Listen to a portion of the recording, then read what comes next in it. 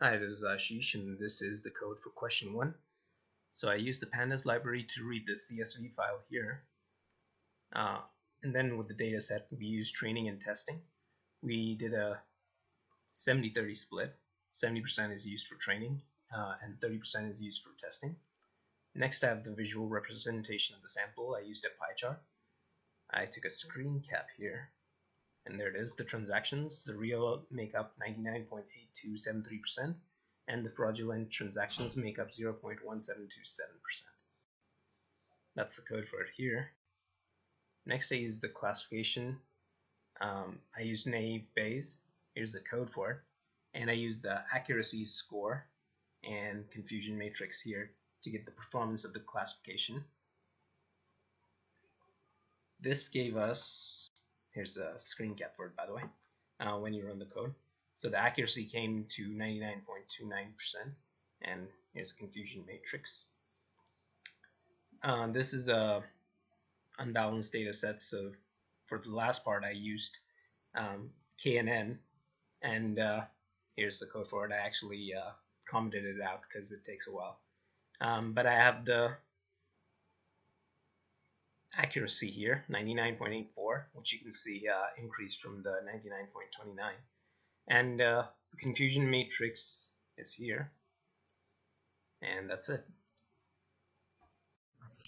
In this video I'm going to explain the second question for the examiner. So I have been given a data set which contains of 5 columns: customer ID, gender, age, and annual income and spending score. So by using k-means algorithm, I need to find the best number of clusters, and then I need to find out the Silhouette score. So for that, here is the code. So in the first step, I have read the customer.csv file, and in the next step I was just checking for the null values. If there are any null values, then I'm going to replace those null values with their mean, but I don't have any null values here, so it's not required here. So after that, I have taken only 2 columns, like the annual income and the spending score, as mentioned in the question. And in the first step, before clustering, I have just visualizing the data which I have got. So if you can see, this is the data which I have got. So if I can see, like it can be like 5 clusters. These are all 1 cluster, 2 clusters, 3 clusters, 4, and this can be 5. This is what I have interpreted from the graph before doing anything. So next part, I have taken the range of clusters from 1 to 11, and I have plotted this elbow graph. And in the elbow graph also we can see, like after 5 number of clusters, the graph is going significantly down. So I think I have taken 5 as number of clusters. So 5 as number of clusters, and I have found that Silhouette score, and it came out to be 0.55. And then I have drawn a plot mentioning which points belongs to which cluster. So if you can see, like 0 will be this all blue will be of 1 cluster, and this all orange will be of 1 cluster, and red will be of another clusters. Like you can see that 0, 1, 2, 3, 4, 5 are the cluster numbers. And even you can see this also, like first record belongs to third cluster, and second record belongs to first cluster. And that's it. To explain the third question in the project exam one. So here I've been given the data set weather.csv, which are as 12 columns. So here we have to predict the temperature using the independent variables. Here temperature is the target variable. So here is our weather.csv file. So here we have 12 columns here. So and then we have to apply some exploratory data analysis to draw some insight from the data, and also visualize the data, and then we have to evaluate and try to interpret the performance. So here now let's see the code for that. So here basically I'm reading the data from weather.csv, and then here I'm dropping the precipitation time formatted data summary and daily summary columns, because they are not much dependent on the data. Like here we can see formatted date, summary, precipitation type, and then the daily summary. So we are dropping them, and after that we are including the numerical feature using the selector underscore d types of include equal to np.number. With this we are only selecting the numerical features we want, which is used for the correlation later. So after that, we are finding the null values and then printing the null values. We don't have any null values in the data set given. So after that, we are finding the top 3 correlated features with respect to the temperature. So we will be getting the top 3 correlated features. And now we are visualizing the dataset columns, all the data, all the features available in the dataset. We are visualizing them using this line of code. And after that, we are plotting the top 3 correlated features like apparent temperature, wind speed, and wind bearing. So these are the top correlated features with respect to the temperature. So we are visualizing them. And afterwards, we are training a model with all the features, and also training a model with only the top 3 correlated features. So as we are using the linear regression, so we are finding the R-squared value and RMSE. So here as well we are finding the R-squared value and RMSE. But here we are using the top 3 correlated features, but whereas here we are finding all the with the help of all the features. Let's run the code and let's see the output.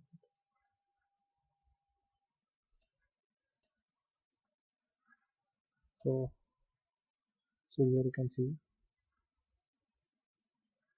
So here the null values are we don't have any null values in the columns we have, so we don't have any null columns. So after that, the top three correlated features with respect to the temperature, apparent temperature, visibility, and wind bearing. So now here you can see the visualization here of all the features like apparent temperature, humidity, light cover, pressure, temperature, visibility, wind bearing, and wind speed. Now after that, we will be seeing the visualization of the top 3 correlated features with respect to the temperature. So let's take some time.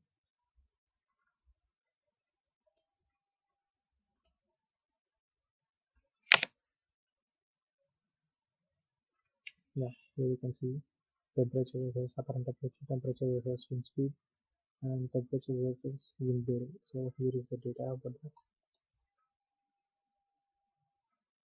So after that, the R-squared value is for the first for all the features is 0.99 and the RMS is 0.89.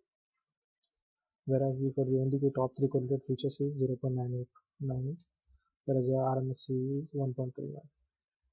This is the insert that I've drawn from the given data set. Thank you. Hi, in this video I have worked out on the 4th and 5th question. So for the 4th one, there is a spam data set. We need to apply the TF-IDF and count vectorizer and apply some classification algorithm on it. So here is the code for it. Libraries are imported and count vectorization is applied. And data is split over here and accuracy is printed, and next TF-IDF same thing is performed with its function, and we are printing the accuracy score for it. Here I am running this output. So first it initially prints out the what is there in the spam data, and it replaces the text data with the numeric data with the help of TF-IDF and count vectorizer. So and it's printing the accuracy score. So for TF-IDF it is 95.87, whereas for count vectorizer it is 98.12. And the next part is picking up a data set in the online and applying the classification algorithms. So here is the part. So here in this we are first importing the libraries and the data set and applying the classification algorithms, and data analysis is done by handling the null values and visualizing the data, and KSVM, KNN and Navy Bayes algorithms are applied, and linear SVM and non-linear SVM are also compared over here. I'm running this. So in this we can see, so here it gives the first data, next the top 3 features in it, and the displays the null values. There are no null values in it, and data visualization is done with the scatter plots against each feature, against the target as a brand. And in order to do the KNN classifier, we need to identify the K value. So here after 3 it almost remains unchanged, there is not much drastic change, so we have considered K equal to 3. So Navy Bayes it is 0.72 and K KNN it is 0.85 and SVM it is 0.70. So KNN gives the better result, and when SVM is done with linear and non-linear, linear given the highest value as 0.75. So this is how it is being executed. Thank you.